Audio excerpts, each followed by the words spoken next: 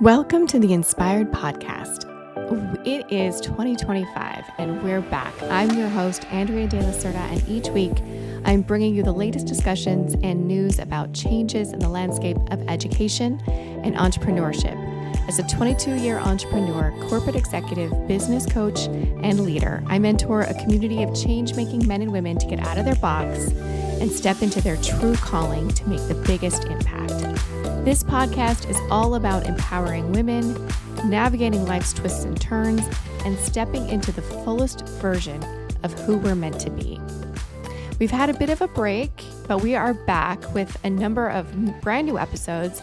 And today I want to talk about something we all know too well, but rarely discuss with honesty. And that's the F word, failure, or as I like to call it, that fun four-letter word we all seem to avoid, even though it's written into every chapter of our lives. I've failed a lot to start. Career, check. Marriage, oh yes, definitely, check. Weight loss, absolutely. Family, jobs, exercise, education, you name it, I've had more than my share of failures. Honestly, if I think about it too much, I can really get stuck in my own head, replaying all my faults, misguided decisions like a broken record in my brain. And I know I'm not alone in this because failure is part of the human experience, but somehow that doesn't stop me, or maybe you like me, from focusing on where we fell short. Today, I want to share how I shifted my relationship with failure. And no, this isn't one of those shiny, everything happens for a reason conversations. Instead, it's about how failure in all its messy, uncomfortable glory has the power to move us forward if we let it. So let's dive in. Let's start by acknowledging the reality of failure. It sucks. There's no sugarcoating it. When you fail, whether it's a job, a relationship, or even a personal goal, it can feel like the world is caving in. I remember the sting of my first business failure.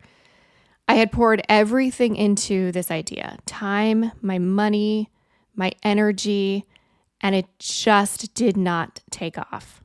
It really flopped hard. I felt like I was the problem. What did I do wrong? Despite my best intentions and tireless work, I just didn't cut the mustard. And that sting, it just doesn't go away. I know so many of you can relate to this. Failure feels heavy. It can follow you like a shadow, making you constantly question your worth and your abilities. And sometimes I still catch myself spiraling, compare my life to others who are also my age to seem to have it all figured out, or they seem to have just made it further along in life than I did. What if that was me? I think to myself. Would I have been more successful now if I hadn't messed up so much along the way? Maybe I would be where they're at. But here's the thing I've come to realize. Failure doesn't have to be the end of the story. I had a mentor introduce me to this concept of, quote, failing forward. And I'll admit at first I rolled my eyes at this. It sounded like one of those feel-good corporate buzzwords. Really nice in theory, but impossible in practice, and really meant to just get everybody in a good headspace. I thought, sure, failing forward works for other people, perhaps, but not for me. My failures are just way too big, way too dramatic, way too messy. But here's the wild thing that I learned. I was wrong. As I started reflecting on my own life, I realized that even the most painful failures had eventually led me to something better. Let me give you some examples. I had 6 failed businesses before my 7th, 8th, and 9th found success.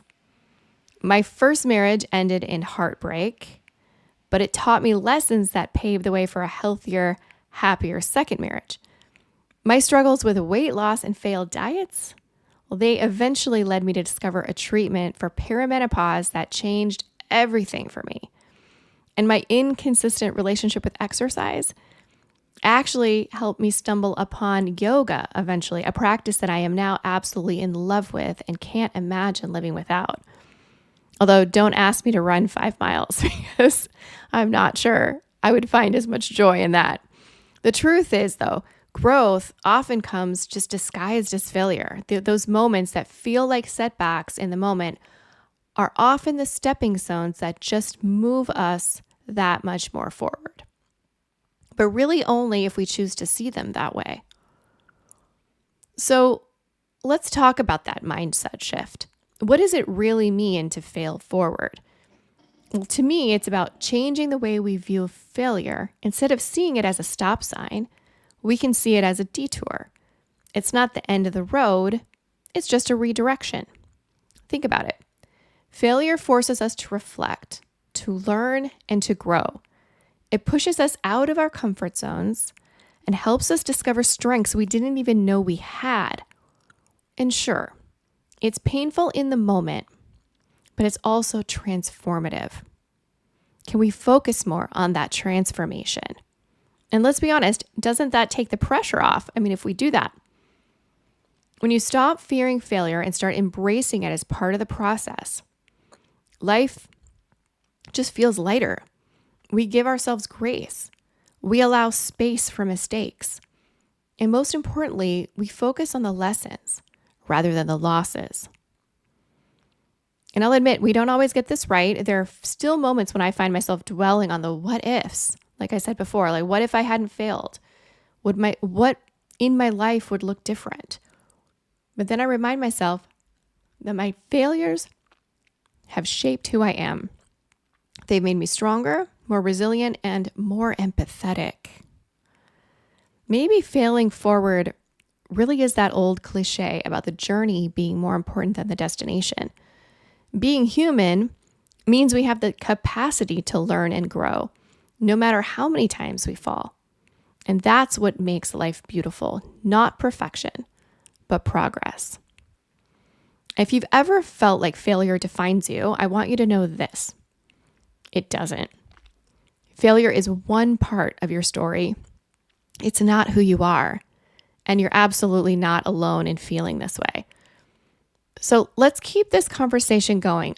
I'd love to listen and hear some of your stories. If my stories resonate with you, and if you have your own experiences with failure you'd like to share, please reach out. Connect with me on social media or send me a direct message.